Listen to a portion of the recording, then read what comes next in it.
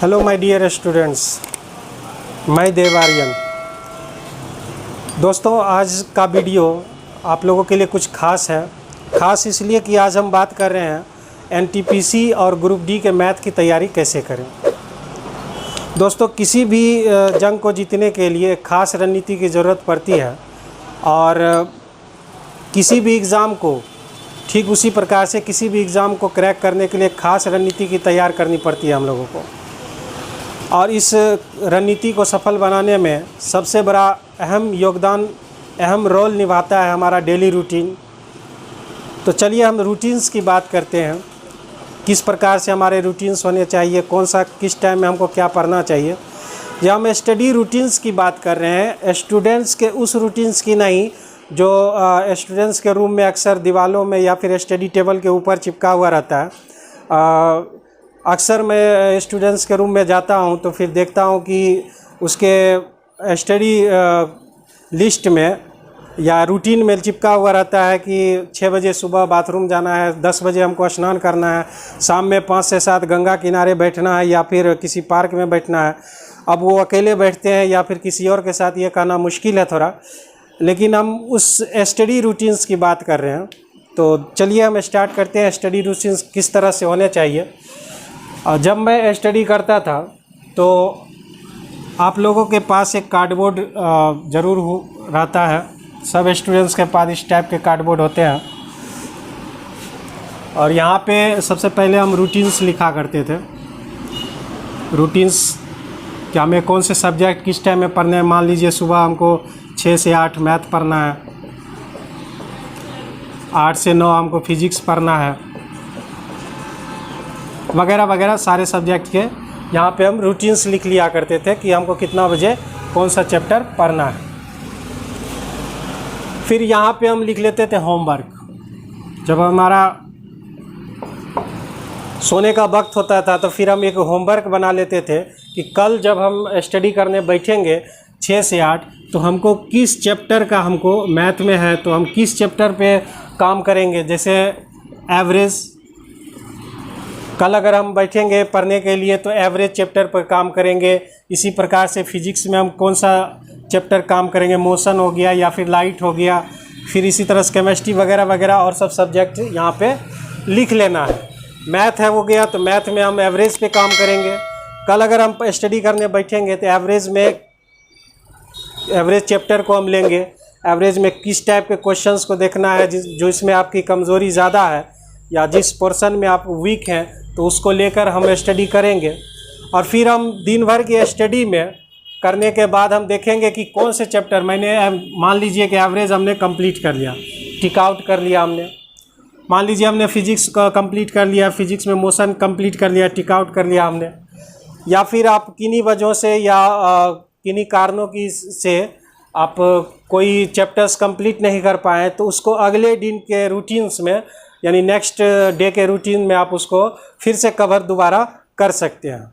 तो इस टाइप के सबसे पहले आपको रूटीन्स बना लेने चाहिए, जिससे आपका जो है ज़्यादा से ज़्यादा फोकस हो पढ़ाई पर, ज़्यादा से ज़्यादा आप चैप्टर कवर कर सकें, ज़्यादा से ज़्यादा क्वेश्चंस को आप कर सकें। तो ये हमारा हो गया रूटीन, डेली रूटीन्स। दोस्तों, एग्ज़ाम की तैयारी में दूसरी सबसे अहम बात आती है प्रीवियस क्वेश्चंस की। प्रीवियस क्वेश्चंस देखने के बाद हमें मालूम पड़ता है कि एग्ज़ाम में किस टाइप के क्वेश्चंस आ रहे हैं और हमें किस टाइप के क्वेश्चंस को आगे तैयारी में अपने आप को क्वेश्चंस को शामिल करना है। तो आप अगर हम बात करें एनटीपीसी की, लगभग किसी भी प्रीवियस क्वेश्चन लगभग 30% आपका जो है आ ही जाता है। पिछले क्वेश्चंस को अगर आप इंक्लूड करके देखें तो जैसे एनटीपीसी अगर आप बात करें, एनटीपीसी लगभग हमारा जो है 100 नंबर का है और इसी 100 नंबर में से जो है आपको मैथ प्लस रीजनिंग मिला के जो है 60 क्वेश्चन पूछे जा रहे हैं। अदर में 40 क्वेश्चन है आपका। 60 क्वेश्चंस में आपको जो है कभी मैथ ज़्यादा 32 पूछ दिया, कभी 27 ही पूछा, कभी 17 ही रह गया। उधर रीजनिंग पार्ट ज़्यादा हो गया तो मैथ कम हो गए, मैथ ज़्यादा हुआ तो रीजनिंग पार्ट कम हो जाएंगे। लेकिन आपको कंबाइन करके 60 क्वेश्चंस आपको पूछे जाएंगे। 2016 में आपका जो एनटीपीसी हुआ था 2017 में मेंस हुआ था, जब आप उस पर एक निगाह डालेंगे तो आप देखेंगे कि उसमें जो है 2 नए चैप्टर्स पूछे गए थे। स्टेट चैप्टर यानी स्टैटिक्स सांख्यिकी, और एक आपका छोटा सा चैप्टर है रोटेशनल सिमिट्री। रोटेशनल सिमिट्री आपको पूछा गया था, घूर्णी समरूपता। स्टेट में पूछा गया था माध्य माध्यिका बहुलक विचलन, माध्य विचलन, मानक विचलन। और रोटेशनल सिमिट्री में पूछा गया था कि इस टाइप के क्वेश्चन, जैसे एक समचतुर्भुज के घूर्णी समरूपता का क्रम क्या है, पतंग के घूर्णी समरूपता का क्रम क्या है, इस टाइप के क्वेश्चंस इसमें पहली बार पूछे गए थे 2016-17 में। और अगर आप ग्रुप डी की बात करें, ग्रुप डी की बात करें तो ये भी आपका 100 क्वेश्चंस है। 100 क्वेश्चंस में आपके जो है 50 क्वेश्चंस जो है मैथ प्लस रीजनिंग आपका इंक्लूड है। बाद बाकी 50 क्वेश्चंस में आपके अदर पार्ट्स आ जाएंगे। इसी तरह इसमें भी मैथ आपके अगर ज़्यादा क्वेश्चन पूछ दिया, मैथ 27 पूछ दिया, कभी 17 ही रह गए, कभी 15 पूछ दिए, तो आपका रीजनिंग पोर्सन उसको कवर कर देगा। यानी मैथ आपका ज़्यादा पूछा तो रीजनिंग कम हो गया, रीजनिंग अगर ज़्यादा पूछा तो मैथ कम हो गया। इसी टाइप के आपके दिए गए हैं। तो ये आपका 2014 में आप देखेंगे कि ग्रुप डी में नॉर्मल क्वेश्चन है। जिस तरह से एनटीपीसी 2016 और 17 में नॉर्मल क्वेश्चन देखेंगे, जिस तरह से पुराने ढर्ले पर क्वेश्चंस पूछे गए थे, इसी तरह से ग्रुप डी 2014 में आप देखेंगे पुराने पैटर्न पर क्वेश्चन है। लेकिन जस्ट 2018 में आप देखेंगे जब टीसीएस एग्ज़ाम को कंडक्ट की है तो आपका 2018 में क्वेश्चन में वेरिएशन आ गया है।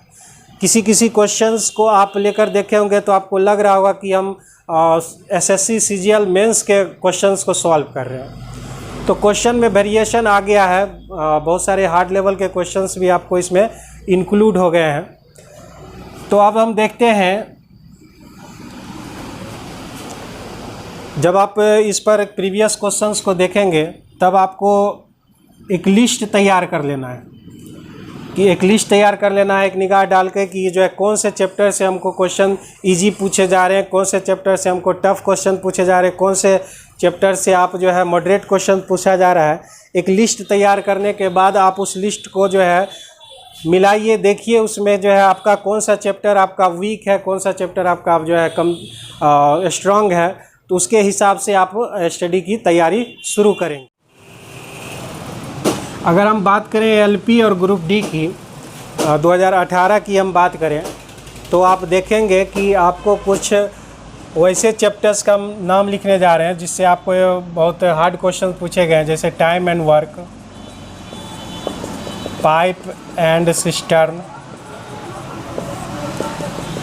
Time and distance, trains plus boats.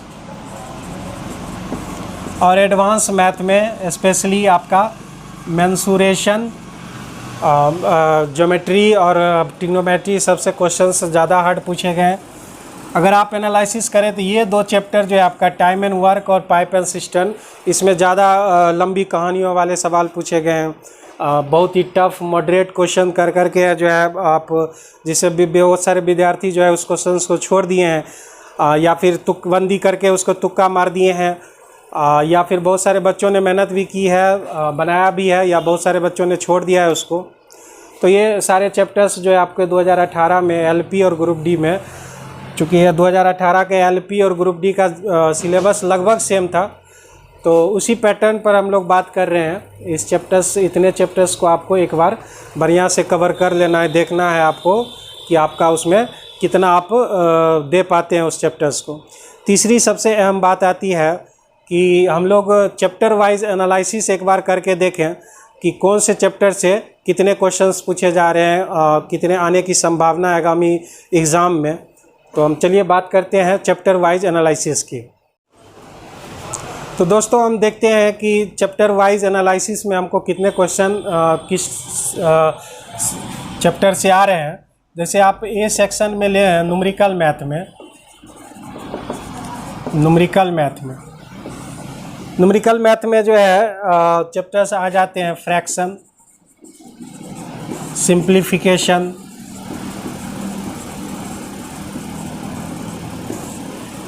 LCM HCF, square, cube and its roots, और आपका जो है नंबर्स प्लस नंबर सिस्टम, एक तरह से आप नंबर सिस्टम ही बोल सकते हैं। ये आपका न्यूमेरिकल मैथ का पोर्शन है। जब आप एनालिसिस करेंगे उसमें, तो आप देखेंगे कि उसमें 3 से 4 क्वेश्चन आपको इसी सेक्शन से पूछे गए हैं। दूसरा आपका जो है कॉमर्शियल मैथ। कॉमर्शियल मैथ में अगर आप देखेंगे, कॉमर्शियल मैथ मतलब अर्थमेटिक,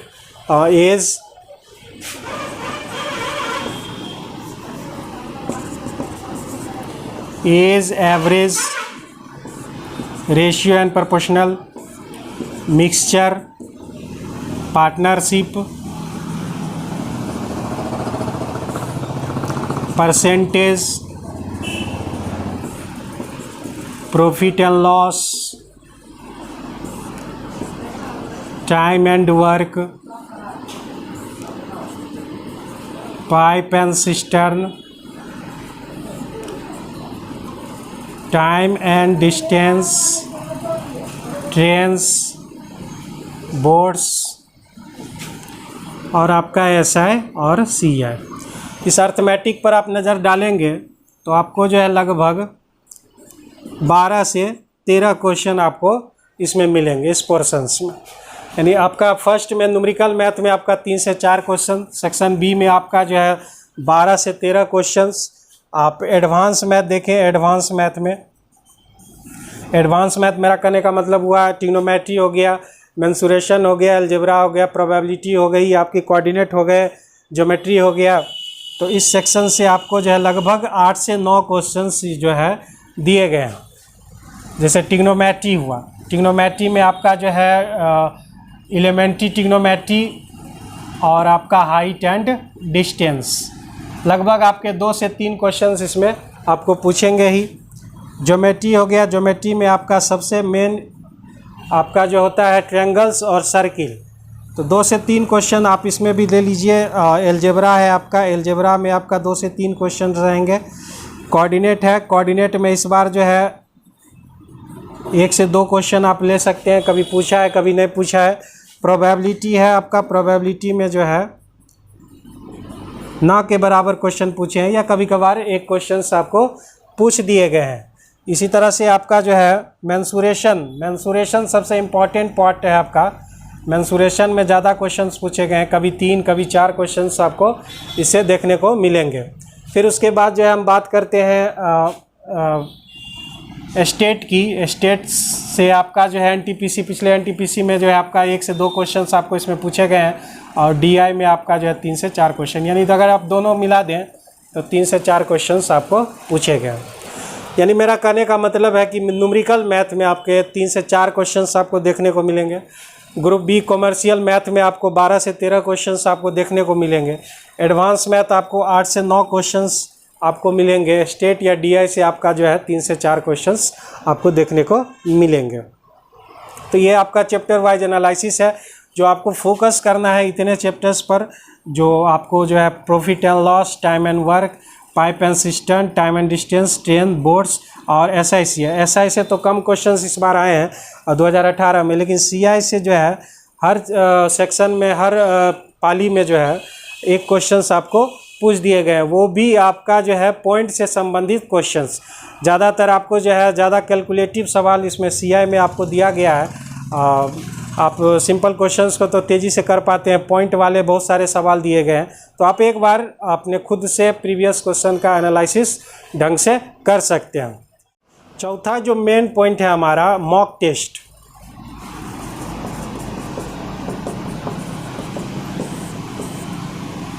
चूँकि एग्ज़ाम सारे कंप्यूटर बेस्ड हो गए हैं, सीबीटी एग्ज़ाम्स हो गए हैं, ऑनलाइन आपको जो है ज़्यादा प्रैक्टिस करना रहता है, लेकिन आप ऑफलाइन एग्ज़ाम को भी आप दिया कीजिए, ऑफलाइन सेट भी आप दिया कीजिए। ऑनलाइन में किसी भी वेबसाइट से आप जाके या हमारे प्लेटफॉर्म कोचिंग से जो है बहुत सारे टेस्ट करवाए जाते हैं प्लेटफॉर्म कोचिंग में। घर बैठे भी आप मोबाइल के थ्रू आप टेस्ट दे सकते हैं, या फिर आप सेंटर पे जाके वहाँ कंप्यूटर पे बैठ के टेस्ट दे सकते हैं प्लेटफॉर्म कोचिंग से। तो ऑनलाइन जो है आप ऑनलाइन ज़्यादा प्रैक्टिस कीजिए, चूँकि आपको एग्ज़ाम में जो है ऑनलाइन एग्ज़ाम ही देने हैं, इसलिए ऑनलाइन कंप्यूटर पर आप ज़्यादा प्रैक्टिस कीजिए, ताकि आप जब एग्ज़ाम सेंटर पर जाएं तो आपको जो है ज़्यादा दिक्कत का सामना नहीं करना पड़े। फिर भी आप ऑफलाइन टेस्ट ज़रूर दिया कीजिए, जिससे आपका स्पीड मेंटेन रहे। ऑफलाइन एग्ज़ाम आप ज़्यादातर दे सकते हैं। इसके लिए सबसे पहले आप एक प्रीवियस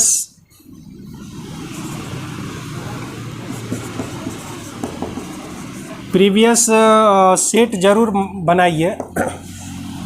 प्रीवियस सेट जो पीछे मैथ में आपके पूछे गए हैं सवालों को आप एक शिफ्टिंग का लेके तय समय सीमा के साथ, यानी घड़ी देखकर आप उसको बनाने की कोशिश कीजिए कि आप दिए गए समय के अनुसार उतना टाइम में आप कवर कर पाते हैं कि नहीं कर पाते हैं।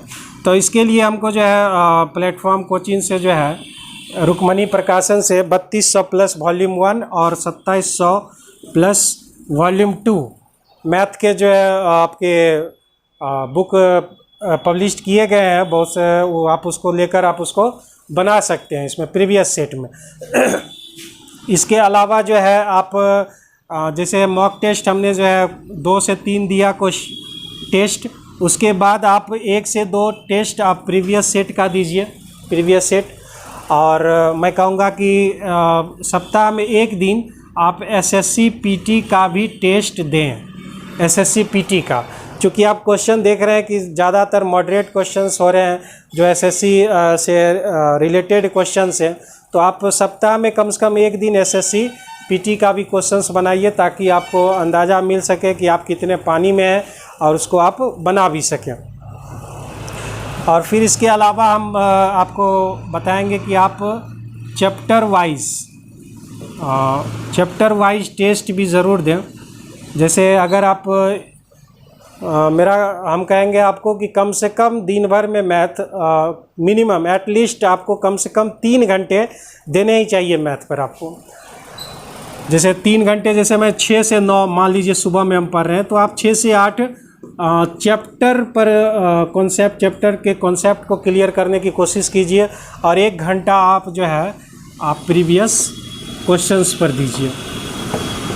तो जब आप चैप्टर्स मान लीजिए एवरेज पढ़ लिया हमने या एज पढ़ लिया हमने, बढ़िया से कॉन्सेप्ट उसको क्लियर कर लिया है, तो आप उस चैप्टर्स का टेस्ट भी दीजिए। 20 क्वेश्चंस आप उसको ले लीजिए, इजी क्वेश्चन होने चाहिए, मॉडरेट क्वेश्चन, टफ क्वेश्चंस होने चाहिए उसको लेकर, और आप उसको जो है आप तय समय सीमा के अनुसार उसको बनाइए।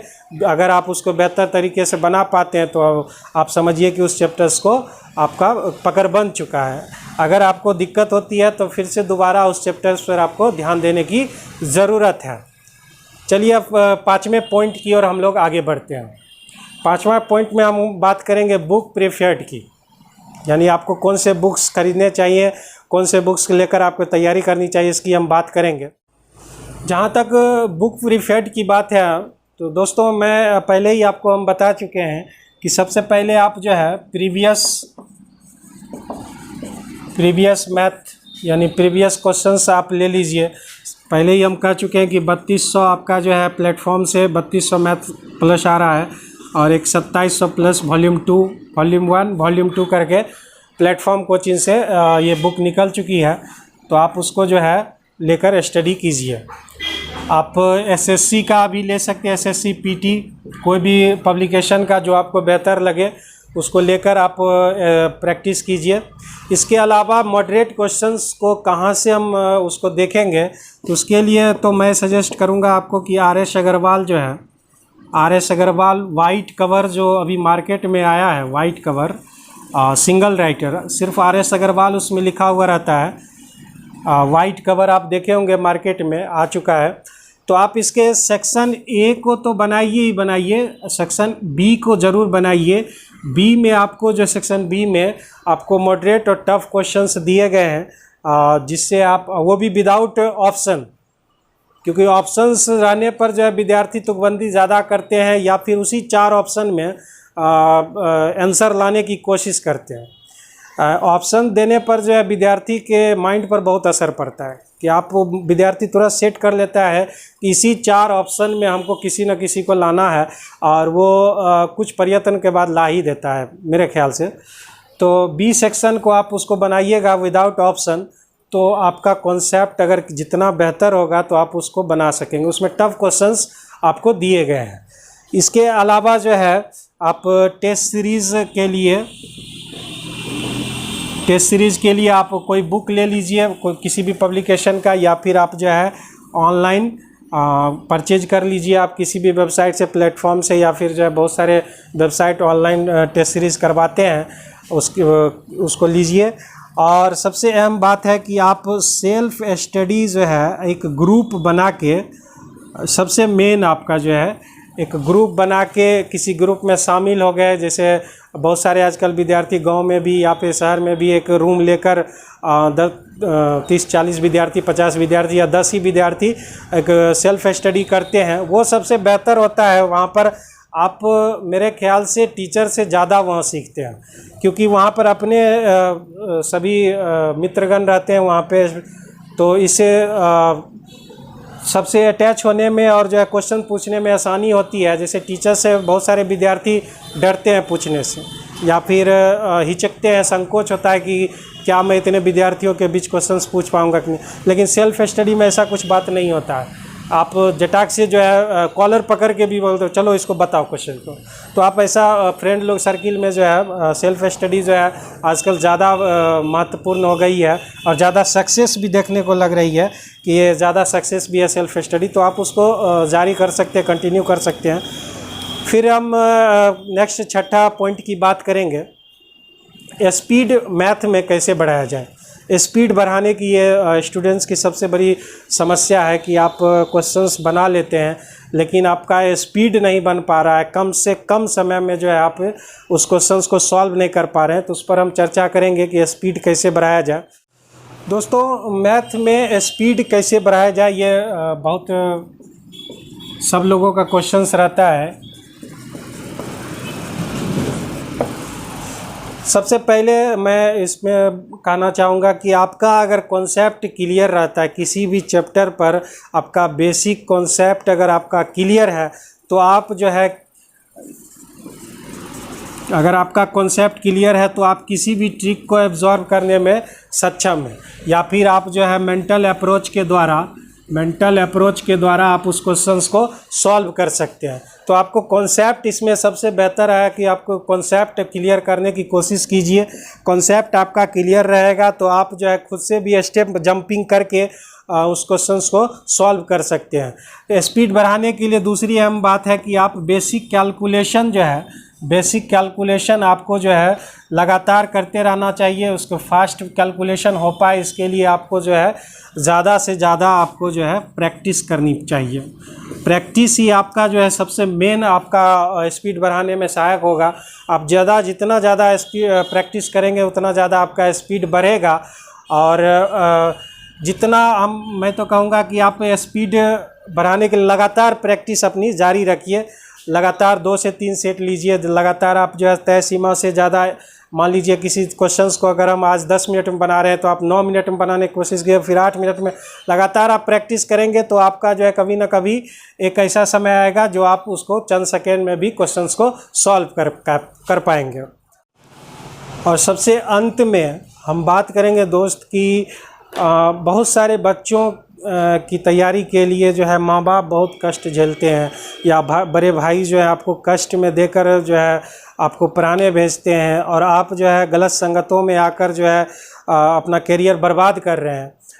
बहुत सारे स्टूडेंट सोचते हैं कि इस बार एग्ज़ाम अगर हम नहीं निकाल पाते तो बस नेक्स्ट बार जो है हम ज़रूर निकाल लेंगे, लेकिन ये सोच जो है आपकी तैयारी को कमज़ोर करता है। आप इस एग्ज़ाम से लेकर उस एग्ज़ाम तक का जो पीरियड है वो बहुत लोगों के लिए कष्टदायी पीरियड होती है।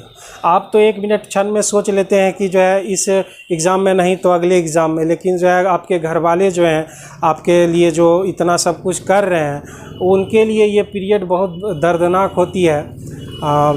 स्पेशली माँ बाप के लिए जो आपके लिए सब कुछ हार कर आपको जीतने के काबिल बनाते हैं। तो मेरी विनती है आप लोगों से कि जो है अपनी तैयारी को आप इतना सक्षम रखिए ताकि आप इसी एग्ज़ाम को जो है फेस करके, इसी एग्ज़ाम को जो है निकाल के सारी समस्याओं को वहीं पर ख़त्म कर दीजिए।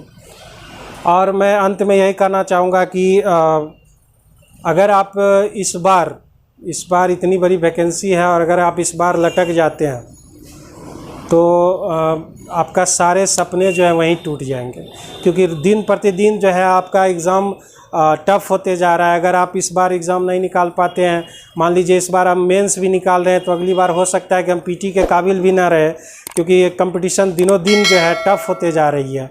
तो इसलिए जो है मैं ये कहना चाहूँगा कि अगर इस साल आप लटक जाते हैं तो फिर आपका समझिए कि सब कुछ ख़त्म है। क्योंकि आप देखे होंगे ट्रैक्टर के पीछे में लिखा हुआ रहता है कि लटकले बेटा तो गल्ले बेटा। तो वही इस बार अगर आप लटक गए तो फिर आप चले जाइएगा।